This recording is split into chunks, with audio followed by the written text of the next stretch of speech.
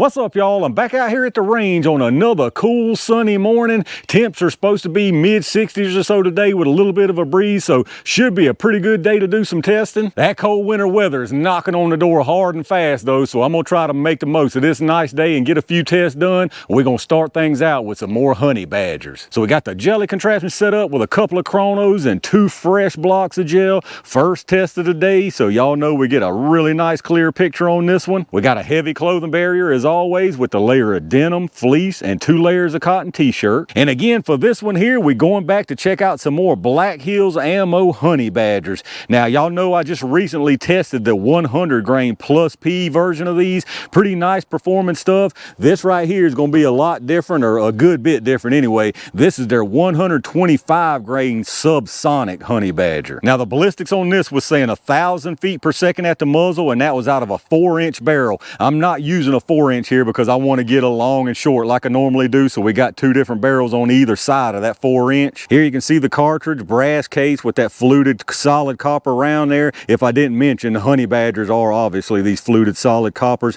Now this one here is a lot more conventional looking. It is a 3-flute design, but it doesn't have those notches like that 100 grain plus P did. And then as far as what I'm testing them out of out here, for the short barrel, we've got a Canik Mete MC9 with a 3.1-inch barrel, and then for the long one, we've got the G17 with the 4.5-inch barrel. But this ought to be pretty interesting. Now, y'all know personally, like I've said tons and tons of times, I want my stuff way, way spicier than this is going to be 1,000 feet per second. Now, again, this is their subsonic load, so obviously they're trying to keep it subsonic. It'll be curious to see, though, if it stays that way out of the G17. But let's get it all set up and see what happens. All right, let's check out the velocity on this stuff. I'm going to do a 5-round average from each barrel length, starting with this MC9 first. Now, as usual, you're going to see multiple velocity readings from this lab radar. The large numbers at the muzzle, and then you've got 5 across the bottom. The first one there is set for 3 yards, which is roughly where the gel is here at 10 feet. And then I've got the others set for 10, 15, 25, and 50 yards. Now remember, this is saying 1,000 feet per second from a 4-inch barrel, which we won't see that from this.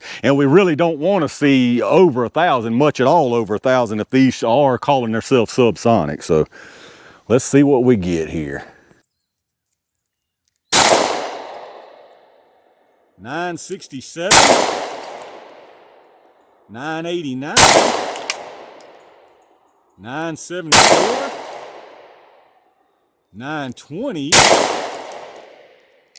and 913. So those last couple dropped for whatever reason. Let's check out the average. All right, we definitely stayed subsonic with this 3.1-inch. We had a 5-round average of 953 feet per second. Now our extreme spread opened up to 76 with a 33.9 standard deviation. I think we were looking pretty good until those last 2 dropped on us, so it is what it is there. We did have a high of 989, so with that G17, we're probably going to get a little bit above 1,000 with a couple of them rounds. But let's get it reset and see what happens. All right, let's see what this G17 does with it, y'all. I just realized I didn't have my doggone mic on for that last segment, so you probably got some old wonky backup audio, but it's good to go for the rest of the video.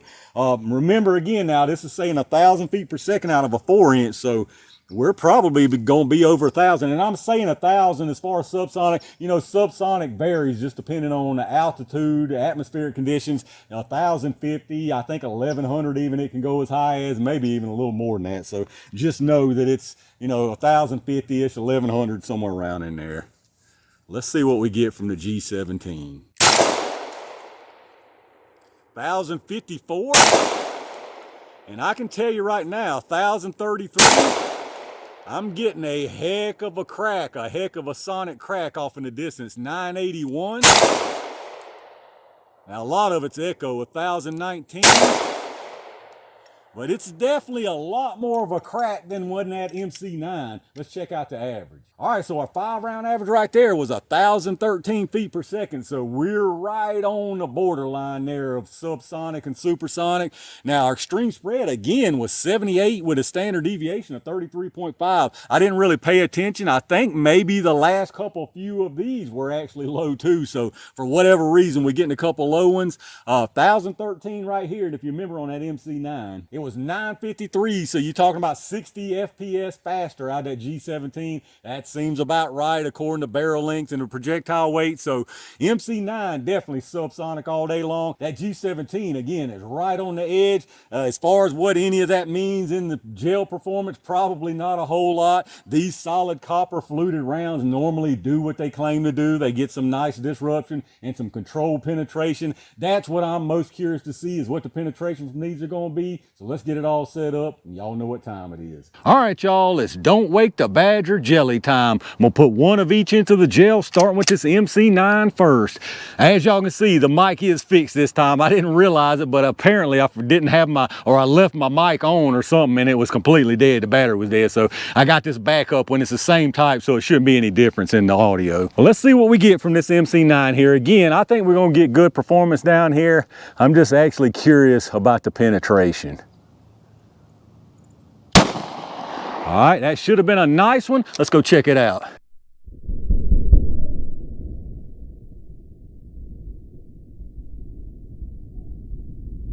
All right, so far so good. Let's check out the G17.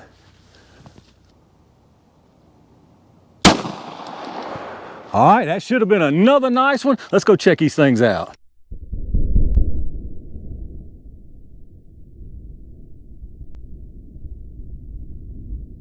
All right, let's check his stuff out down here. Nothing surprising at all. This is what we usually see with these solid copper fluted rounds, a bunch of tumbling. And this is what this is right here, a bunch of tumbling.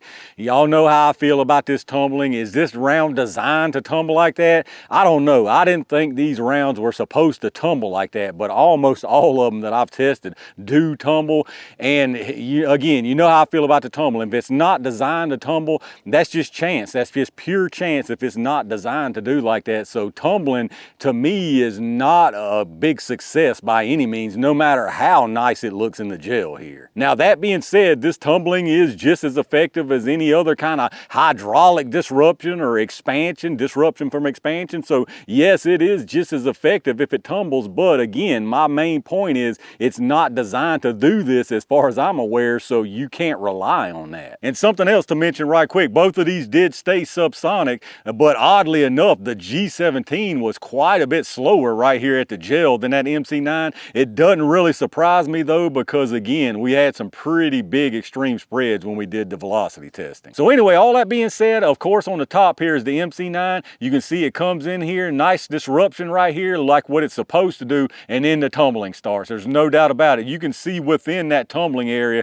the disruption that you would have had were it not for that tumbling, but all of that is just based on tumbling all the way through here, all the way through here, right here again, and then it's sitting here turned backwards, peeked into this second block, maybe a quarter of an inch, so really nice penetration on it. And then down below that, more of exactly the same. I'll show you from above. You just looking at this one from the side view, it's got that really big tumbling action from above on this G17. But once again, you can see when it first comes in here, it's doing what it's supposed to be doing. Really nice looking disruption, and then the tumbling starts. It just tumbles like crazy once again all the way through here. Now this one stops a little bit shorter, probably because it had a little bit less velocity, and once again it's sitting down here backward. So as far as the penetration on them, once again, this one from the MC9, it actually went into the second block a ½ inch, so you got 16.5 inches right there, and then the one from the G17 is at 15.25. So again, nice penetration from both of these. And then here's your closer look from the side first. You can see once I get close up, you can see what I mean here. If you look within that tumbling area, you can see the disruption that you would have without that tumble. Same thing on the bottom down there. I'll have to show you that from the top, but follow it all the way through here, bunch of tumbling. The one from the MC9, you can see it there, and then the G17 below that. And then if we look from the top, it's just the opposite of what we just saw. You can see the skinny side there, but the G17, you got that flat side. And like I said, you can see just a whole bunch of tumbling. All right, let's take a look at these projectiles. Once again, this is one of them cases where really not much exciting to see here, because obviously with a solid copper fluted round, you got no expansion. You can take a look at the rifling there if you're interested in that. This is from the MC9. This is from the G17 on the left here. So You can see there's definitely a difference in the rifling pattern. That's pretty interesting to see there, but otherwise they're exactly the same. You can see again, no kind of expansion, no kind of deformation that I can tell. The bases look the same on both of them, so just what you expect to see from a solid copper fluted round. But let's get a couple measurements on them and see what that's looking like. They started at 125.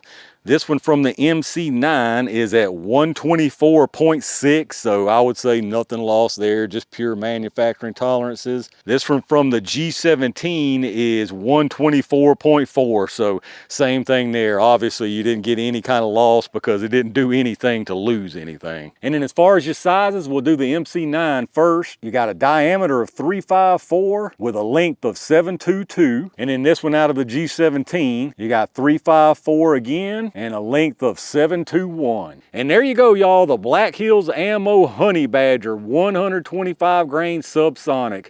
I guess since we called the 100 grain plus P the Angry Badgers, we'll have to call these the Sleepy Badgers. If you're looking for a subsonic fluted round for whatever reason, I mean, I guess these will do a fine job. Obviously, if you do your job like a lot of the rounds that I call failures, they're going to do their job. But in my opinion, a lot of the big benefit or the appeal to these solid copper fluted rounds is some nice velocity. Without the nice velocity, I just personally really don't understand the point here. Now, I know, of course, you don't have to worry about clogging with an HP and all that, but if you're going to get a big chunk that's going to tumble through there anyway, I just really don't see the purpose or point of going with these solid copper fluted rounds, especially in a subsonic offering. But I'm sure there's somebody out there that's going to tell me how these are just the bee's knees, so let me know down in the comments what y'all think about them. All right, y'all, I'm gonna end it off right there for what I would call a test of a domesticated honey badger. Again, to me, the appeal of these, if there is one, is the fact that they've got more velocity most of the time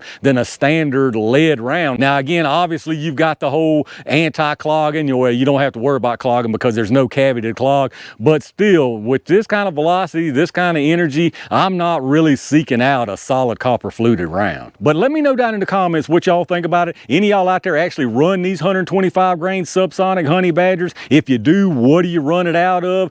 Do you run them through a can? Let me know down in the comments what your thoughts are. If you did enjoy the video, make sure to hit that thumbs up button, subscribe to the channel, and make sure you've got those notifications turned on so you get notified when I upload stuff. If you're doing some shopping, hit up those affiliate links in the video description. Once again, anything you pick up after checking those links out, I get a kickback from them towards the channel, so I really appreciate that. Big thanks again to all my Range Gang members and every single one of y'all for supporting the channel. I've got a couple more really interesting things planned for out here today, so stay on the lookout for that. And in the meantime, stay safe, stay prepared, and I'll see y'all soon.